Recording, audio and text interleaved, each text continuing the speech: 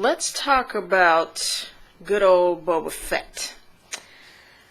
I'll give my first impressions of Chapter 1, titled Boba Fett Holds Court. Okay, let's go.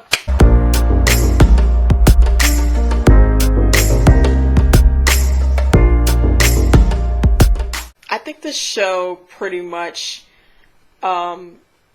started out how we predicted, with flashback scenes. The first flashback scene, we see Boba Fett as a young kid. That scene from episode 2 when his father's head was cut off, Jango Fett, by Mace Windu. Then we cut over to the scene where he was trapped in the Sarlacc pit, where he was knocked into the Sarlacc by Luke, and he's trying to get out. I wish the scene was more traumatic, but this was what I was most excited to see, how he got out. I wish it was more intense, but we see how he gets out, and then we see how he loses his armor. That was another part that was a bit predictable. Jawas jumped him and stole his armor. They steal everything. Why is life so hard in Tatooine?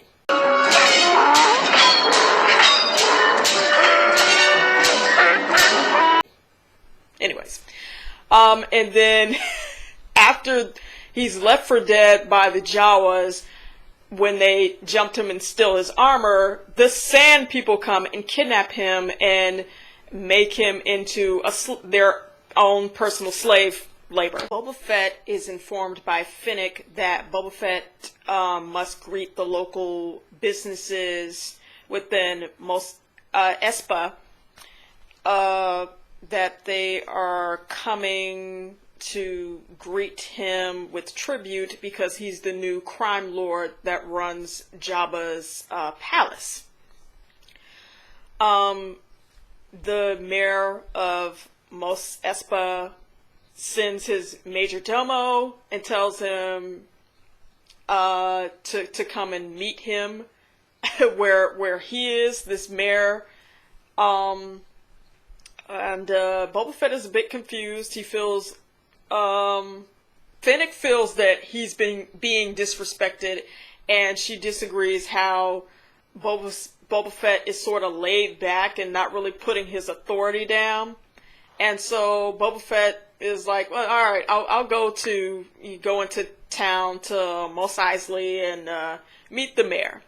Long story short, the mayor obviously doesn't like him. You don't see the mayor, but Boba Fett goes into town and gets jumped. And he gets his ass beat. And Finnick goes after the sand ninjas that attack them. And for whatever reason, Boba Fett seems to be attached to this Bacta tank. So, because he gets injured and runs back to the palace, Jabba's old palace, where he's staying now, because he's ruler now, and gets back into that tank and starts having visions again. It's like, the tank is like, I don't know what medicine or drugs are in that tank, but it's like a crutch. And whenever he feels some sort of anxiety, he feels like he needs to go into that tank to, like, yeah, it's for to help you heal faster and help you with your injuries. But it seems like he seems to need to go into that Bacta tank to deal with his anxiety. It seems like he has some sort of PTSD with all the traumatic events that has happened in his past. So, because every time he goes in that tank, he starts having flashback visions of what happened to him. So it goes back to when he was held captive by the Sand people.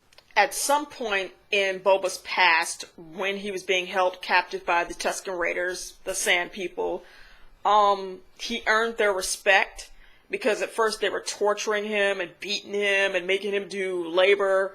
Hard labor. One of the younger Sand people took him out to go dig for water. For some reason, there's like these like rock-looking shells where if you dig them up, you can find water in them. So, long story short, there was also another prisoner with Boba Fett.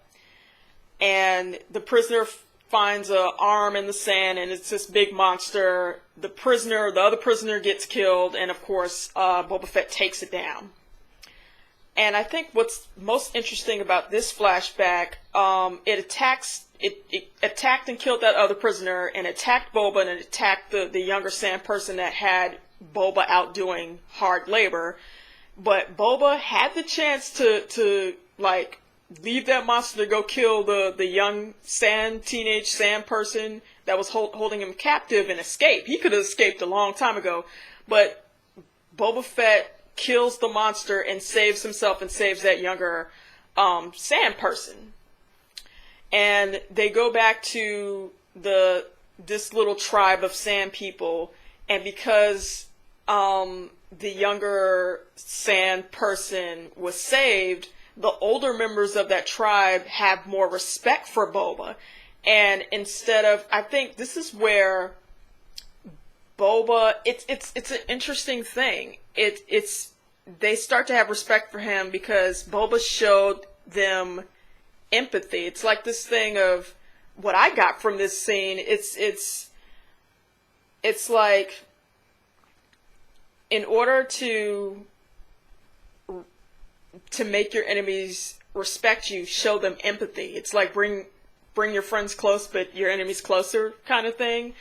And I think if you notice in The Mandalorian, the clothing he's wearing is more, I think it's like Sand people clothing, and that staff he had was their staff that he was attacking in The Mandalorian, that Boba Fett was using to fight with, he was fighting the stormtroopers with.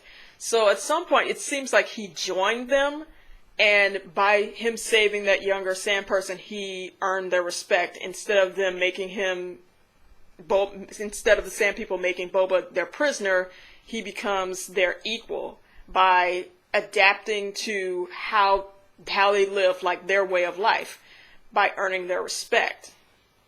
Why couldn't they do that for Shimmy Skywalker? That kind of sucks that Boba somehow got around being their prisoner and becoming, I guess, becoming what's being insinuated here, becoming their friend. And whereas Shimmy Skywalker, Anakin Skywalker, Luke's grandmother, Anakin's mother, was just killed. Well, but that's a whole nother thing later. But I thought that was very interesting. Overall, for this first episode, some people may not like the slow pacing. I like it. I think it's fine. I enjoyed this episode. It's not a, like, jaw-dropping episode. I think there are some fun moments, especially my favorite moment, the Sarlacc pit, how he escaped. I think it could have been, a little bit more intense, more of a struggle, but it was interesting to see him get out.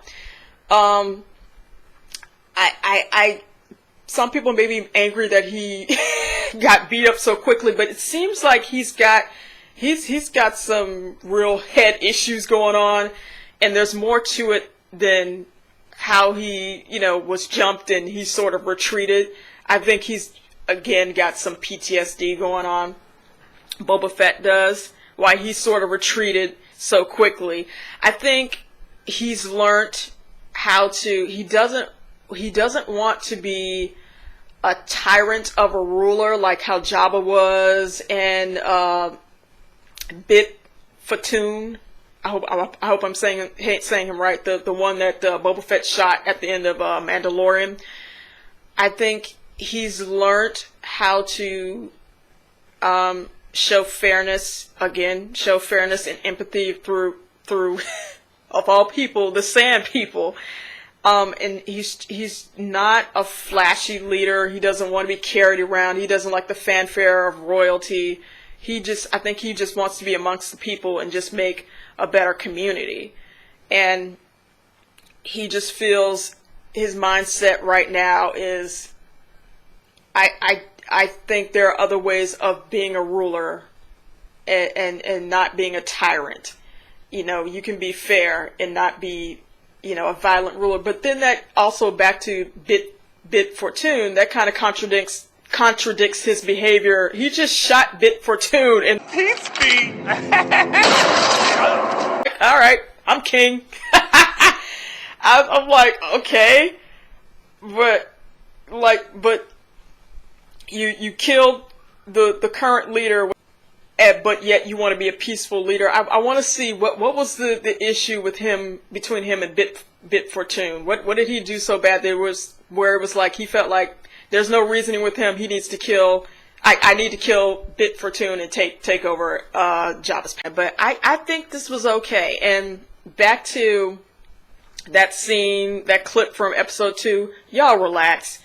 That's a part of his origin story, and I think there's nothing wrong with that scene. And I love that little clip when he was a little boy and he was holding his father's head when Mace Windu cut it off. That's fine, because I think some people are complaining online about that part. There's nothing wrong with it. Oh my God, just chill out. Come on, guys. I don't like the sequel series, but for God's sakes, I'm not gonna harass Daisy Ridley about Rey. You know what I mean? Just everybody calm down.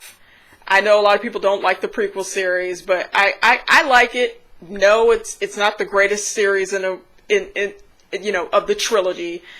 There are a lot of mistakes made in the prequel series, but I can still watch it. And fair enough, there are also major mistakes done in the sequel series. But I mean, at this point, guys, we just gotta let it go. It's done. We gotta move on. Voiceover time. Sorry, I forgot to mention the look of the first episode. The filming, you can tell the background has a lot of CGI going on because it looks fake and the lighting is off. In Jabba's palace, where Boba Fett took over the Stinger in the season finale of The Mandalorian, it looked grittier and more lived in. I hope as the Book of Boba Fett goes along, the filming looks better, or maybe that could be something corrected somewhere down the line. That's all. Those are some of my complaints or concerns I had about the show. I'm interested in this show. I've always been interested. I always wanted to see what happened to Boba Fett, and I'm liking it, even though it's a bit slow paced. I like that they're taking their time. But I think at the end of this series, when it wraps up, I will give my overall review and give my recommendation. Thank you for tuning in and hearing me yip yap. Please like and subscribe. And I'm interested in what were your first impressions of the first episode of Chapter 1, The Book of Boba Fett. Please like and subscribe. Thank you for watching the Pearlie Eye Review.